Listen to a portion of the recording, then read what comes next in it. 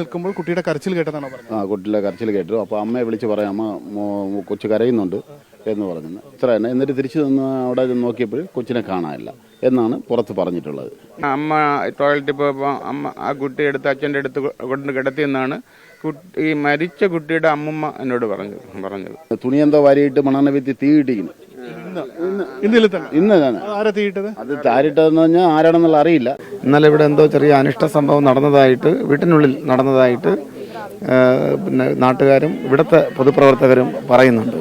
വീടിൻ്റെ കട്ടിലുൾപ്പെടെയുള്ള ഭാഗം ചെറുതായിട്ട് കത്തിയിട്ടുണ്ട്, ഒരു തീപിടുത്തത്തിൻ്റെ ലക്ഷണങ്ങളുണ്ട് എന്നുള്ളത് മനസ്സിലാക്കുന്നുണ്ട്.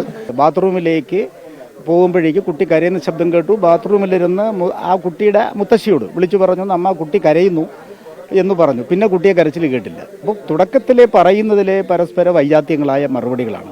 വീടിന് മുറിക്കകത്ത് തീ കത്തി എന്ന് പറയുന്നു. മുറിക്കകത്ത് കയറുമ്പോൾ മണ്ണെണ്ണയുടെ സ്മെല്ലുണ്ട്. അപ്പോൾ സ്വാഭാവികമായിട്ട് നമുക്ക് സംശയിക്കാൻ പറ്റുന്നുണ്ട്.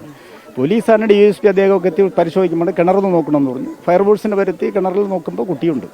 മരിച്ച ആ കുട്ടിയുടെ അമ്മാവനെ പരിചയമുണ്ടോ? അമ്മാവന് ഹരി എന്ത് ജോലിയാണ് ചെയ്യുന്നത്? അവനും ഒരു ദൂരെ കൊല്ലത്തൊരു ക്ഷേത്രത്തിൽ പണിയായിട്ട് നിന്ന്. ഇപ്പോൾ ഒരു 3-4 മാസം കൊണ്ട് അവൻ ഇവിടെ ഉണ്ടായിരുന്നു. പനിയായിട്ട് വന്നെന്നാണ് പറഞ്ഞത്.